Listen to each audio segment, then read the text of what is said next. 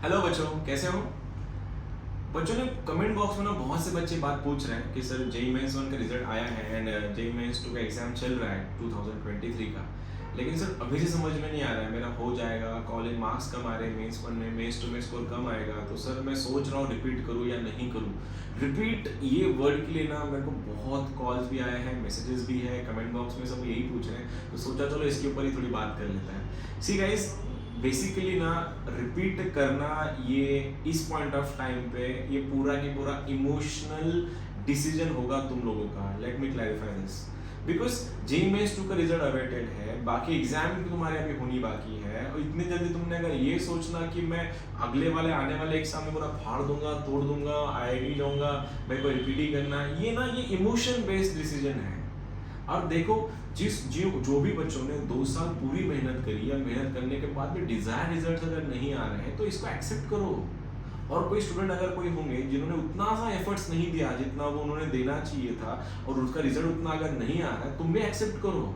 Ultimately acceptance is the key my friends. क्योंकि accept अगर करोगे तो यहाँ से रियलाइजेशन आएगा कि कोई बात नहीं यार, बाकी एग्जाम्स है, मैं उसके पीछे जाऊंगा। सी गाइस, 15.5 लाख बच्चे देते हैं मोटा मोटे एग्जाम एंड सीट्स तुम्हारे अराउंड 40,000 के आसपास है, नाइट ट्रिपल आईटीज और आईआईटीज के मिला के।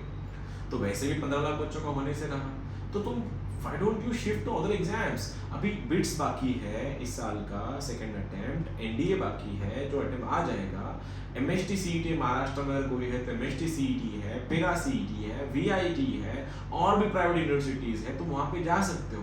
मैं रिपीट करने के फेवर में नहीं हूँ, ना मैं उसके अगेंस्ट हूँ। मेरा बोलना ये है कि रिपीट करने के बाद मिलेगा क्या, क्या गारंटी है अगले 1 साल के बाद तुम रिपीट करने के बाद तुम्हारा स्कोर ही आएगा। कहाँ कम रह गए थे तुम लोग जिसने 2 साल नहीं पढ़ा, क्या गारंटी अगले तीसरे साल में वो पढ़ेगा। बात तो वही है ना, जिसने बहुत अच्छे से पढ़ा है, क्या गारंटी अगले साल तुम्हारा रिजल्ट ही आ जाएगा।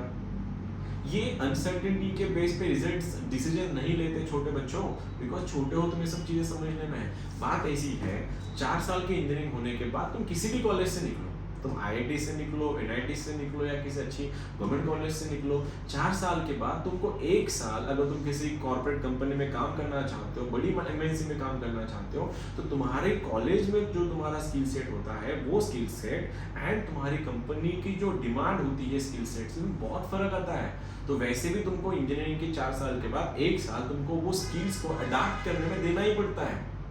मोस्ट ऑफ द आईआईटीएंस, तुम स्टैट्स निकाल के देखना, मोस्ट ऑफ द आईआईटीएंस किसी मल्टीनेशनल कंपनी को ज्वाइन करना प्रेफर नहीं करते। वो प्रेफर करते हैं खुद का स्टार्टअप करना, या अभी तक जो मैं देख पा रहा हूँ पिछले कुछ सालों से बहुत से अच्छी कॉलेज वाले इंजीनियर्स निकल जाते हैं यूपीएससी के लिए। और ये फैक्ट है, यूपीएससी करने बहुत इक्का दुक्का बच्चे होते हैं जो फर्स्ट अटेम्प्ट यूपीएससी निकालते हैं, लेकिन मेजॉरिटी बच्चों को तो टाइम ही लगता है।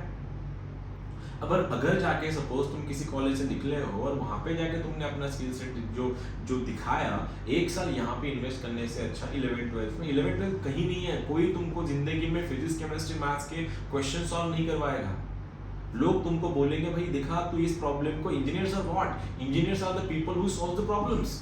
तुम्हारे सामने कोई रियलिस्टिक प्रॉब्लम होंगे, वो प्रॉब्लम को सॉल्विंग पे फोकस करो, ना कि कोई स्टूपिड फॉर्मूले लर्न करने के लिए। हाँ, बच्चा का 23, 24 है, 25 आने वाले बच्चे, तुमने बहुत मेहनत करनी चाहिए, लेकिन जो रिपीट के बारे में सोच रहे हैं, मेरे को ये लगता है 1 साल यहाँ देने से अच्छा तुम 1 साल अपनी स्किल्स को डेवलप करने में दो। बिकॉज 4 साल के बाद गाइस तुम किसी भी कॉलेज से निकलोगे ना, जब तुम कंपटीशन में जाओगे, उस कंपटीशन में या किसी एमएनसी में जाओगे, उस एमएनसी में तुमको कंधे से कंधा लगा के फाइट करनी है, या तुमको कम्पीट करना है इंजीनियर्स के साथ जो अच्छी कॉलेज से निकले या आईआईटी से निकले फॉर स्पेसिफिक।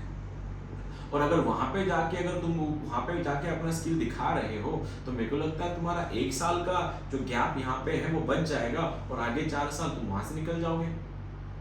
ये तुम्हारे ऊपर है। मैं बहुत लोग पूछ रहे हैं ये सवाल, रिपीट करूँ क्या?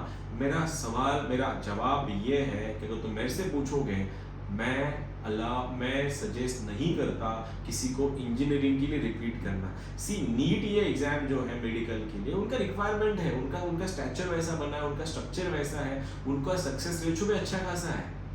रिपीटर्स इंजीनियर्स में रिपीट करना, इस ये आई डोंट थिंक ये कोई वाइज डिसीजन होगा।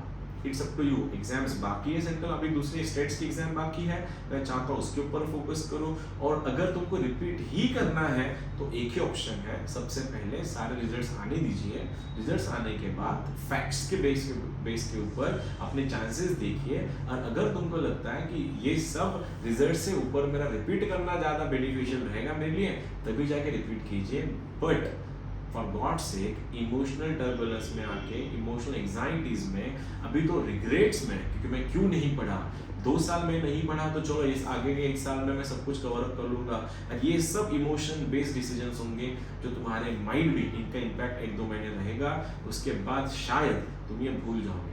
मेरी कोचिंग है गाइस, मैं रिपीटर्स की बैच लेता हूँ, लेकिन फिर भी मैं तुमको ये सजेस्ट करता हूँ, जो बच्चे हमारे इंस्टीट्यूट में आते हैं हम उनको भी यही सजेस्ट करते हैं कि ये इंजीनियरिंग है बाबू, इसमें रिपीट के पीछे मत पढ़ो, तुम्हारा 4 साल का स्किल सेट इंजीनियरिंग में बढ़ाओ, इरिस्पेक्टिव ऑफ द कॉलेज। अगर तुम आईआईटी से नहीं हो, मेक श्योर आईआईटी वाले तुम्हारे लिए काम करें, इससे बड़ा सपना तो कोई हो ही नहीं सकता किसी के लिए भी।